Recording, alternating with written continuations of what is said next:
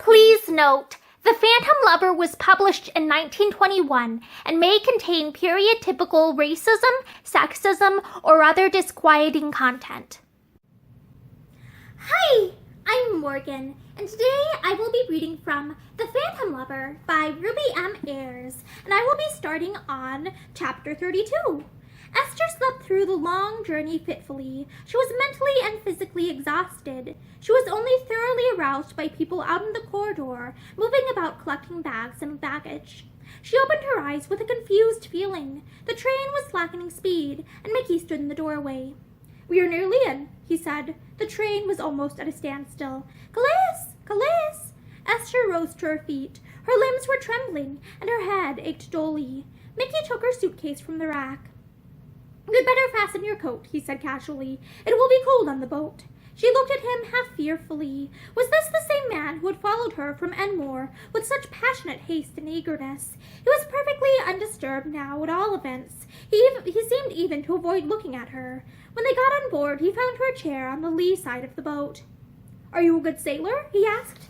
"I don't know. I've never been any distance until yesterday." "You'd better stay here. It's preferable to that stuffy cabin." But he left her alone almost the whole time, though she knew that he walked up and down close to where she sat. She could see the glow of his cigar through the darkness and hear the slow sound of his steps. She tried to think things over quietly as she sat there. But everything seemed so unreal, and most of all the fact that Mickey had once professed to love her. In the train he left her to herself till they reached London. He was sure she did not want to be bothered, he said, and he was going to smoke.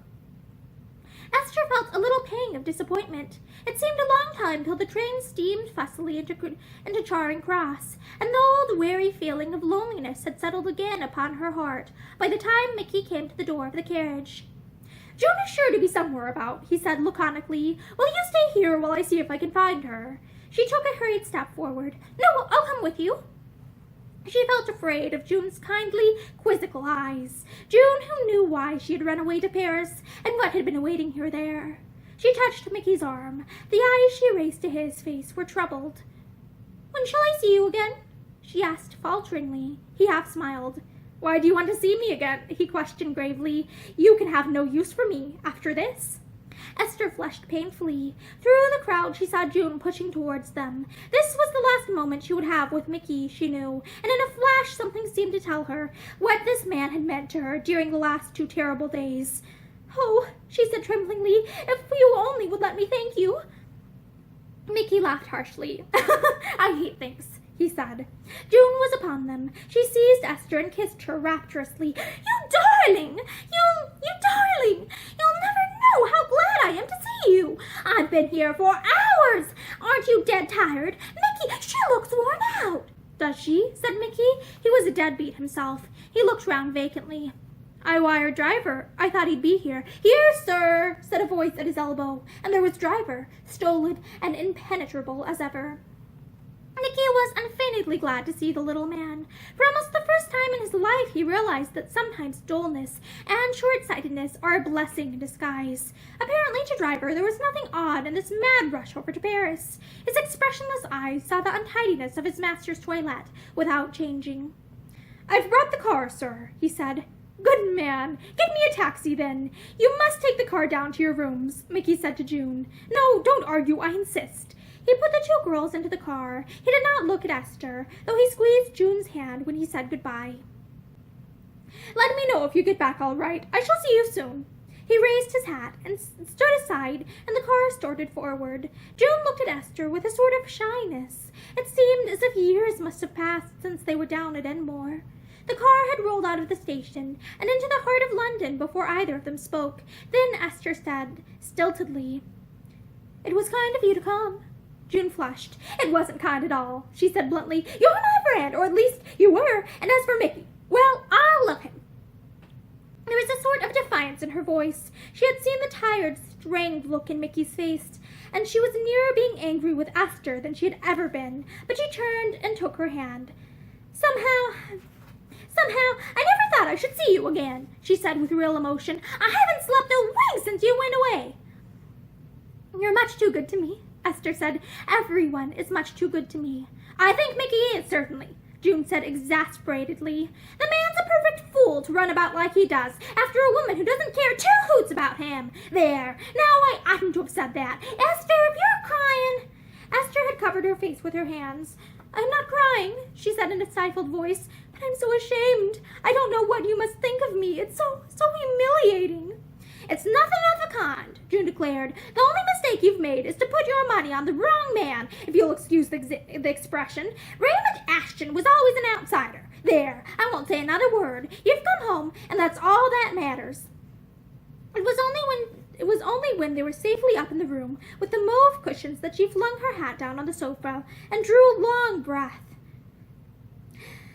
Well, I never thought we should be here together again, she said tragically. It seemed like the end of everything when I found your note on the pincushion. I don't know what I should have done if it hadn't been for Mickey. I don't know what I should have done either, Esther said. She met June's eyes and flushed crimson. I've been horrid about him, I know, she added bravely, and now I'm sorry. June said, humph! She sat for a moment staring at the floor. Then she got up and searched for the inevitable cigarettes. You ought to go to bed, she said in her most matter-of-fact tone. Where did you sleep last night? Nowhere, at least. We were in the train all night. I did sleep a little, but... June took her by the shoulders. Off you go to bed, and don't argue. I've had a fire put in your room, and Charlie is there with a new bow on. I'll come and tuck you up when you're ready, and... But Esther refused to move. I couldn't sleep if I went to bed. I want to tell you about what's happened. She paused breathlessly, but June was not going to help her. I don't want to hear anything, she said flatly. She looked at Esther and saw the tears in the younger girl's eyes. She put an arm around her, drawing her down to the sofa. Tell me about it then, she said. I'm just longing to know. But there isn't much to tell except Esther held out her left hand. I'm not engaged anymore, she said with a faint attempt to laugh. Mr. Ashton is married. I know. Mickey told me before we went to Enmore. I hope he's married a vixen who will lead him an awful dance. It would serve her right to let her know the sort of man he is, to let her know the sort of letters he's been writing to you, to show him up properly. Esther hid her face in the mauve cushions. Oh, but he has never written to me, she said chokingly. I've never had a letter from him since he went away, and that was on New Year's Eve. It's all been a mistake, a sham. He never cared for me. He never really wanted me. June threw away the cigarette and tried to raise Esther. What are you talking about? He did write to you. He told me yourself that he wrote beautiful... He did write to you. You told me yourself that he wrote beautiful letters. He sent you that money. Esther, what do you mean? Esther looked up. For a moment, June caught a glimpse of misty, shamed eyes. They weren't from him. Those letters, the money never came from him, she said in a stifled voice. What? My good child, have you gone out of your mind? June was 100 miles from guessing the truth. If he didn't write them, then who in the world did? She demanded crisply. And if he didn't send the money, who in the wide world? She caught her breath on a sudden illuminating thought. Esther? Not Mickey? Yes. It was the smallest whisper, and it was followed by a tragic silence. Then June got up and began walking aimlessly about the room. She felt as if she had been robbed of all breath. Twice she turned and looked at Esther's huddled figure. Then she went back, laid a hand on her arm, and said in an odd, gentle voice that was strangely unlike her own brisk tones, And do you mean to say that you don't just think him the finest man in all the world? Esther sat up with sudden passion. I didn't think of him at all. It was like having a knife turned in my heart when I knew, she said wildly. Oh, you can't understand if you've never cared for anybody what it feels like to know that you've been made a fool of. When he told me, I felt that I hated him. There didn't seem anything fine or good in what he had done. I only knew that I'd been played with, made fun of. She stopped, sobbing desperately, but for once June attempted no consolation. She was looking at Mickey's portrait on the shelf, and there was a wonderful tenderness in her queer eyes. Who told you? She asked. Who told you that it was Mickey? He did. He only told me when he knew why I was going to Paris. He told me in the train. It's been from Mr. Mellows all along. The money I've had every week for my clothes, this coat. He's been paying for my food and for me to live here. She raised her eyes to June's face. Did you know? She asked shakily. He said you didn't, but somehow... June rounded on her angrily. If Mickey said that I didn't, that ought to be good enough, she said curtly. And of course I didn't know. If I had, I should have told him that he was a fool to waste his time and money on a girl who thought nothing of him, she added flatly. Her voice changed all at once. Oh, isn't she just splendid, she said emotionally. I don't understand it in the very least, why he has done it, or how he managed it, or anything, but I think it's the finest thing in all the world. Esther turned away. I knew him before we met here. He wanted to tell you, but I asked him not to. She stopped and dragged on again. I met him on New Year's Eve. I was so miserable. There seemed nothing to live for, and he was kind and so. I told him a little of what was wrong, and I suppose he guessed the rest. And when he went to Paris that time, it was all for you. And when he went to Paris that time, it was all for your sake, and it was for your sake he kept coming here. Oh, June rose to her feet with a gesture of intolerance. If you don't just adore the ground he walks on, she said, you want to, and that's all I've got to say. Esther made no answer. She was looking into the fire with eyes that, as yet, saw only the ruins of a dream that had been so beautiful, the rapidly receding shadow of the man whom she had once made a giant figure in her life.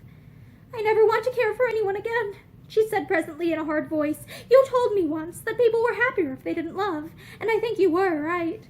I was an idiot to ever say such a thing, June said in a rage, and you're a bigger idiot if you pretend to think I was right. There's nothing better in the whole world than being loved. Her face flushed like a rose. If Mickey had cared for me even a quarter as well as he does for you, I would have married him, and that's the truth, she declared. It was only because I knew that he hadn't anything except friendship to offer me that I knew it wasn't fair. She tried to cover the seriousness of her words with a laugh. She lit another cigarette. And now, having got rid of my heroics, let's talk sense, she added more calmly. But you ought to go to bed. You look worn out. You'll be a wreck in the morning. I don't want to go to bed. I have such a lot to tell you. I shall have to leave here, of course. I haven't got any money. I must try and find a post. I thought of asking Aldridge to take me back. There might be a vacancy now. But her voice sounded weary and hopeless. June swooped down on her. You poor tired baby, come along to bed and don't worry any more. You've got me, whatever happens. And if the worst comes to the worst, there's always June Mason's wonderful skin food for both of us to live on. They went upstairs together. There's nothing like sunshine to put you on good terms with yourself, she said philosophically. Whenever I'm in the dumps or feel that I'm looking particularly plain, I put on my best hat and go out into the sunshine, and I assure you I'm a good-looking woman when I come home again. You're always better than good-looking, Esther told her. And that is the end of chapter 32 of The Phantom Lover by Ruby M. Ayres. Thank you for listening, and I hope you join me for the next one soon.